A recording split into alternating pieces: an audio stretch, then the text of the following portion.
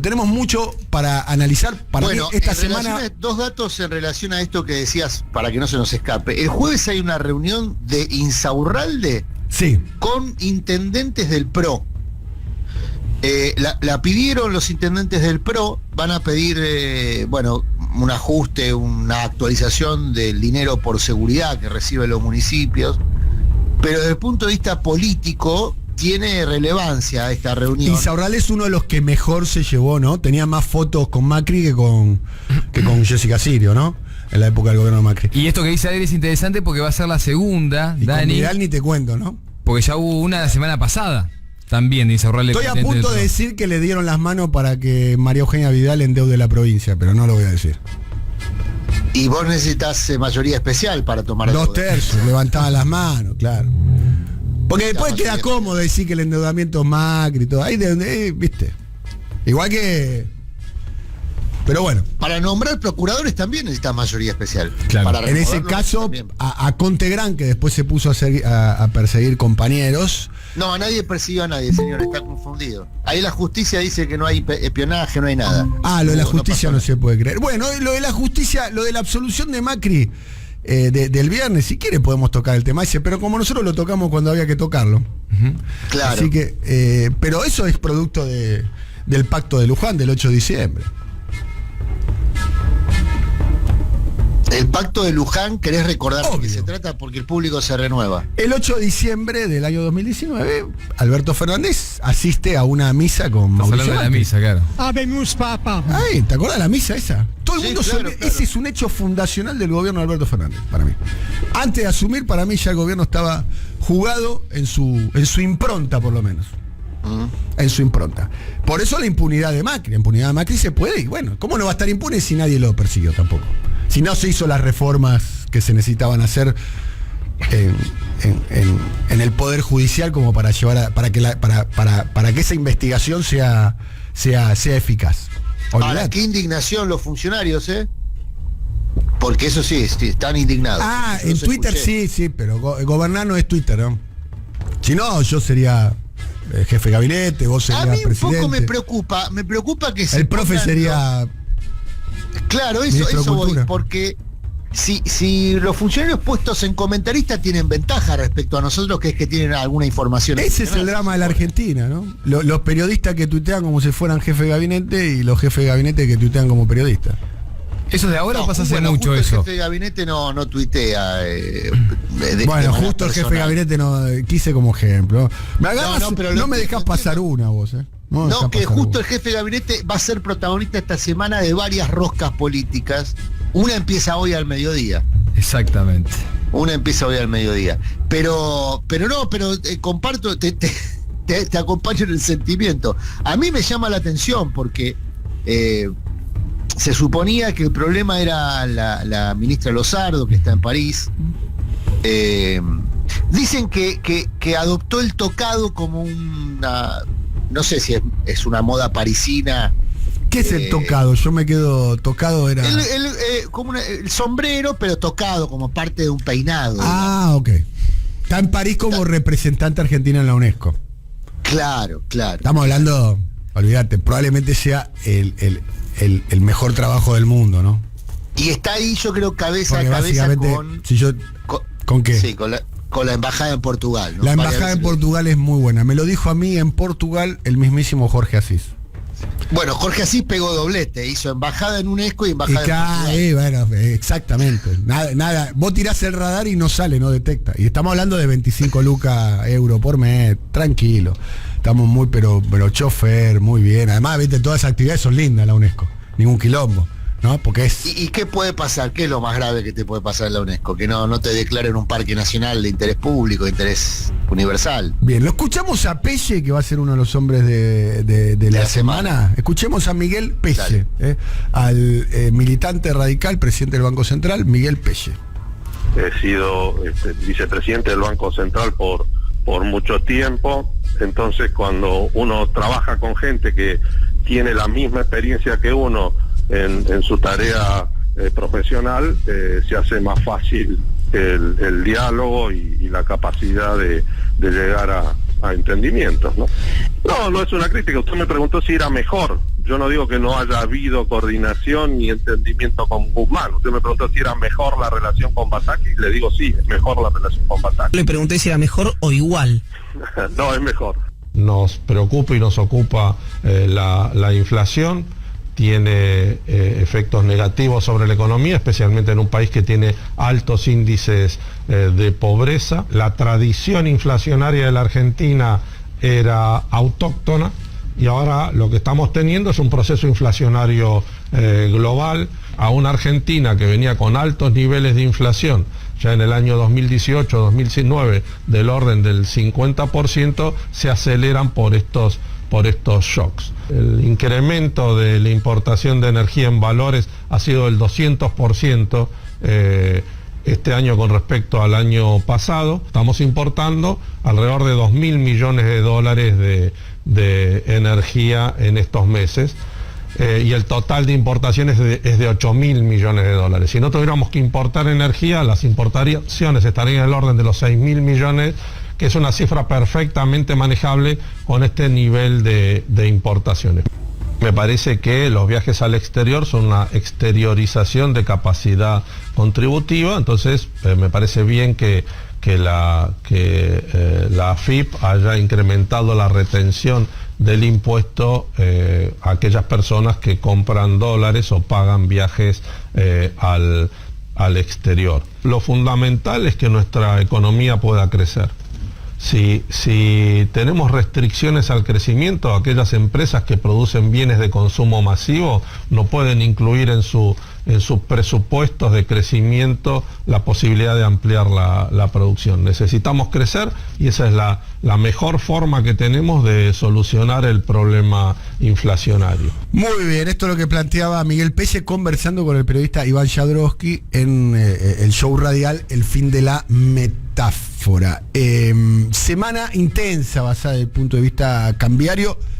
Insistimos, la gran pregunta que subyace es: ¿qué herramientas tiene el gobierno para evitar una maxi evaluación cuando las presiones son muy grandes? ¿Cuánto tiempo se puede llegar a sostener una brecha entre los diferentes tipos de cambio? Todos ellos, la mayoría de ellos legales, hay que decir, porque el contado con liquidación o el dólar MEP, el dólar bolsa, son operaciones absolutamente legales, blancas. ¿Cómo se puede sostener a lo largo del tiempo una brecha de esas características? Acá lo planteaba de alguna manera. Y una cosa, perdón, una cosa adicional, Dani, porque esto lo que vos decís es muy importante. La brecha es con los dólares legales. Hay muchos rulos, como se dice. Rulo hay uno solo, perdón. Rulo hay uno solo. Pero hay muchas maniobras especulativas, que en el mercado se las conoce como rulos, sin alusión a nuestro rulo. Y después, no es cierto, yo entiendo que emocionalmente, para muchos oyentes incluso, es fuerte la imagen del dólar ilegal como un dólar de referencia, porque se combatió eso hace una década. Pero después en el medio pasaron cosas, y hoy el dólar ilegal es un precio de referencia de la economía, nos guste o no nos guste, es lo que es. Entonces el dólar ilegal también impacta en el proceso inflacionario, y esa brecha también hay que mirarla. No es un mercado gigantesco, es un mercado pequeño, pero es un dólar de referencia para muchos que ponen precios, sobre todo en comercios, en pequeñas industrias. Entonces es un precio más de la economía, no se puede soslayar. Te digo lo que me comentó el otro día un comerciante, en realidad productor de una pequeña empresa, de una pyme de la industria textil. Hay muchos insumos de la industria textil que están denominados en dólares. ¿Por qué se importan? Por ejemplo, vamos a dar un ejemplo: los cierres. Claro. La marca mainstream de cierres, de todos los cierres de los que tenés vos, de los que tengo yo, en estos momentos es una marca importada.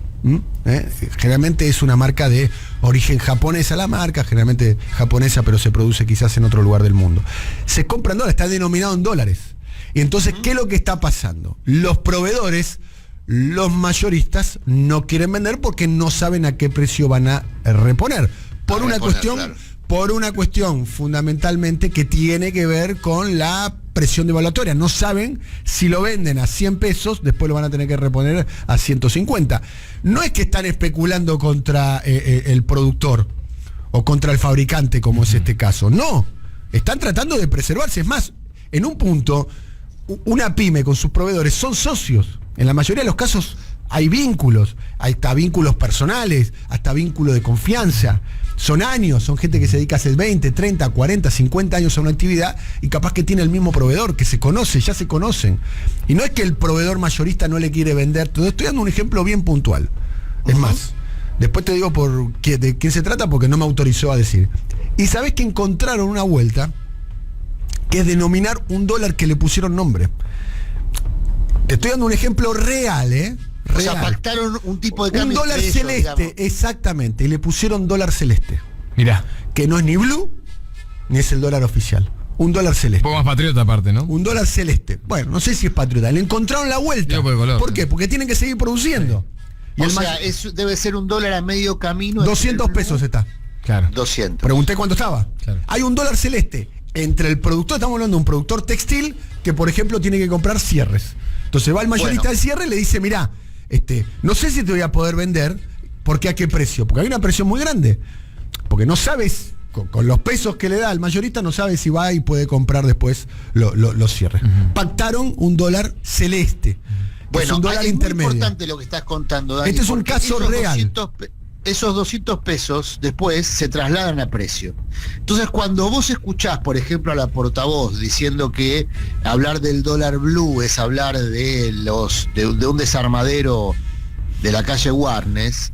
Para mí es no, un no. error grosero comunicacional decirle eso a la sociedad. Y no entender el comportamiento que tiene gran parte de la sociedad con Pero con el claro, dólar. y aparte la sociedad ya sabe que no es así. Era una narrativa de hace una década eso. Cuando vos Tampoco dabas- era así hace una década. Nunca fue así. sí. Nunca, ¿Cómo? nunca fue así. No, pero hace una década, primero, vos no tenías una brecha del 120% como ahora, pero además...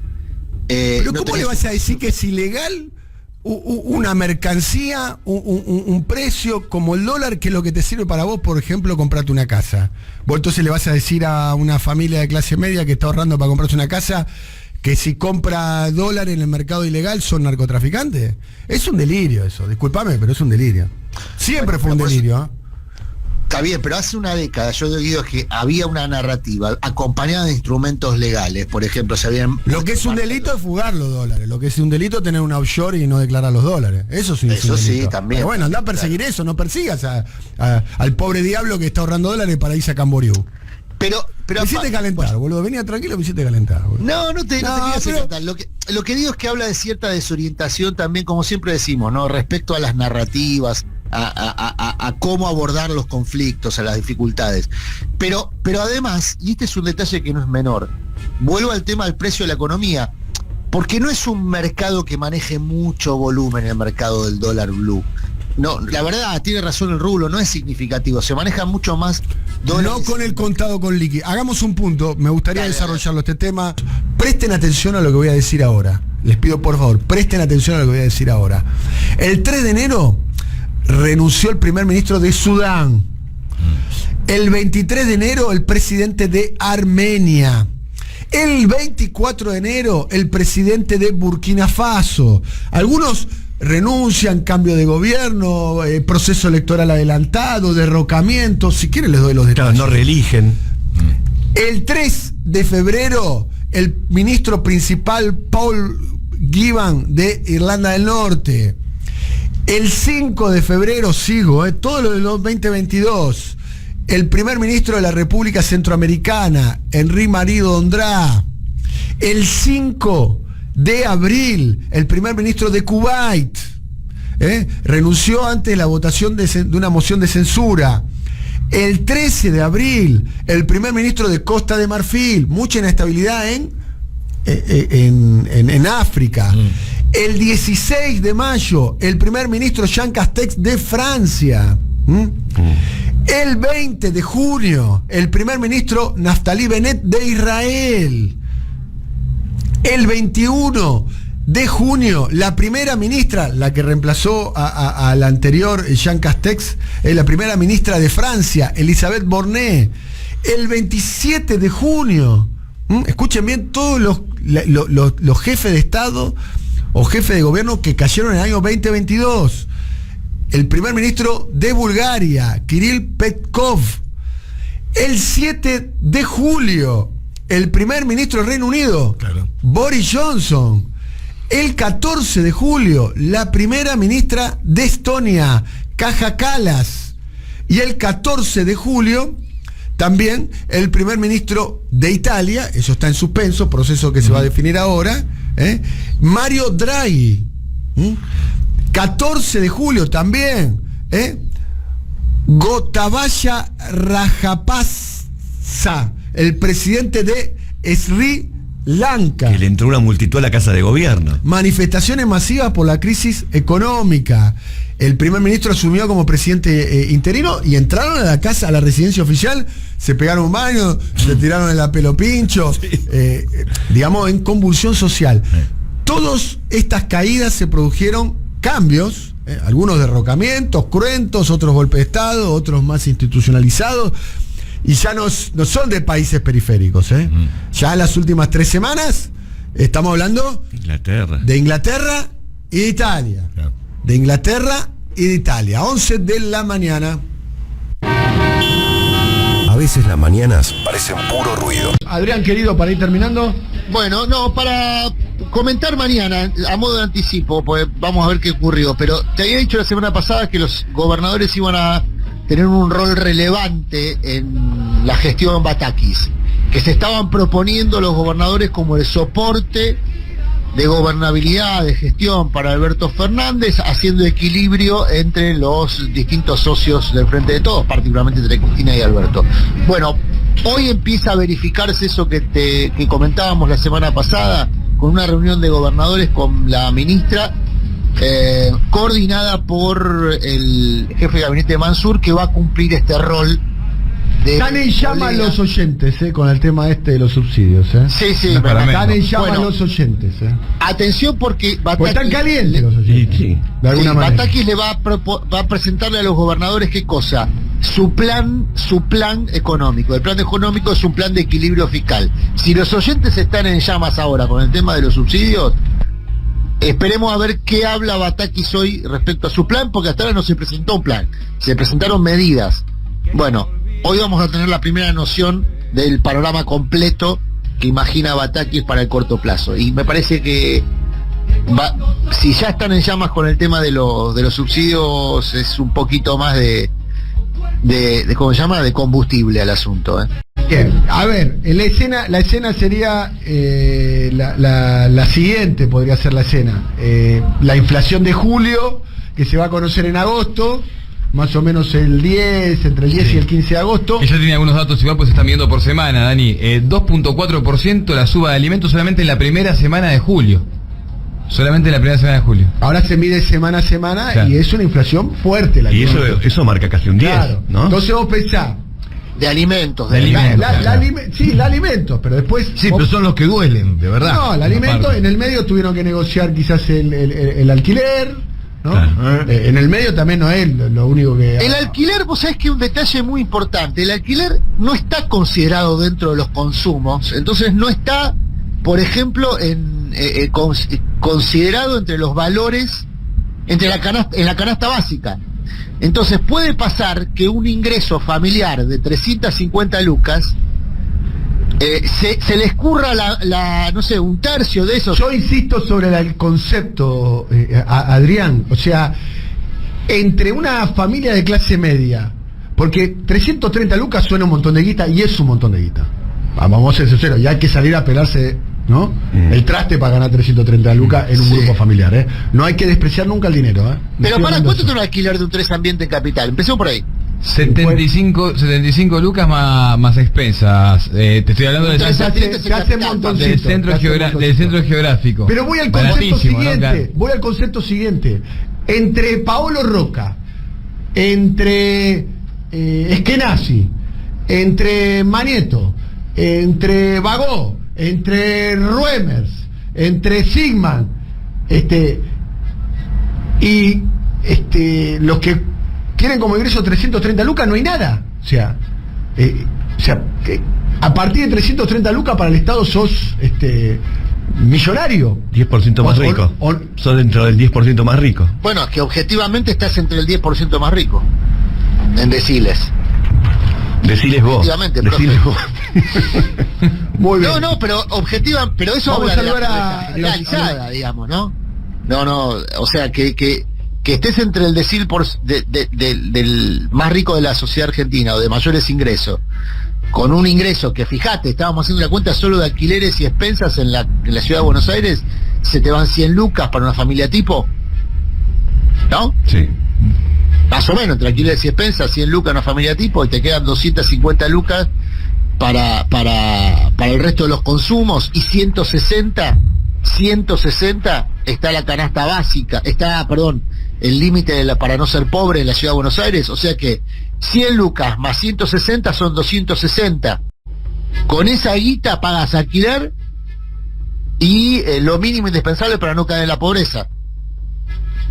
Le agregás 90 lucas más a eso y ya estás en la riqueza.